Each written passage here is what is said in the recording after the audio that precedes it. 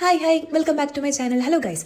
അപ്പോൾ നമ്മളിന്ന് പഠിക്കാൻ പോകുന്നത് വളരെ സിമ്പിളായിട്ടൊരു ട്രിക്കാണ്. നമുക്ക് എല്ലാവർക്കും അറിഞ്ഞിരിക്കേണ്ട ഒരു ട്രിക്കാണ്. നിങ്ങൾ ഫയൽ എക്സ്പ്ലോററിനെ ഇങ്ങനെയാണ് ഓപ്പൺ ചെയ്യാറ്, ക്ലിക്ക് ചെയ്തിട്ട്. എന്നാൽ ഇനി അങ്ങനെ ചെയ്യണം കേട്ടോ. നമുക്കൊരു ട്രിക്ക് യൂസ് ചെയ്തിട്ട് ഇത് കീബോർഡ് യൂസ് ചെയ്തിട്ട് തന്നെ ചെയ്യാം.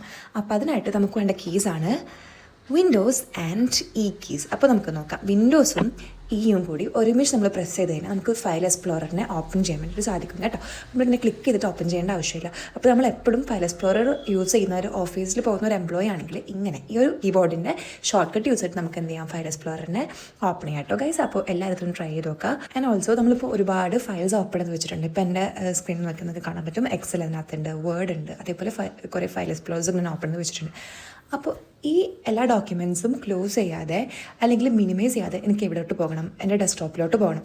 അങ്ങനെ പോകണമെങ്കിൽ കണ്ടോ, എൻ്റെ ഡെസ്ക്ടോപ്പിൻ്റെ ബോട്ടം റൈറ്റ് എൻഡിലായിട്ട് ചെറിയൊരു ഐക്കൺ ഉണ്ട്. ആ ഐക്കണിൽ ഒന്ന് ക്ലിക്ക് ചെയ്താൽ മതി. ഫയൽ എക്സ്പ്ലോറർ ഒന്നും കൂടി ഓപ്പൺ നിങ്ങളെ കാണിച്ചു കേട്ടോ.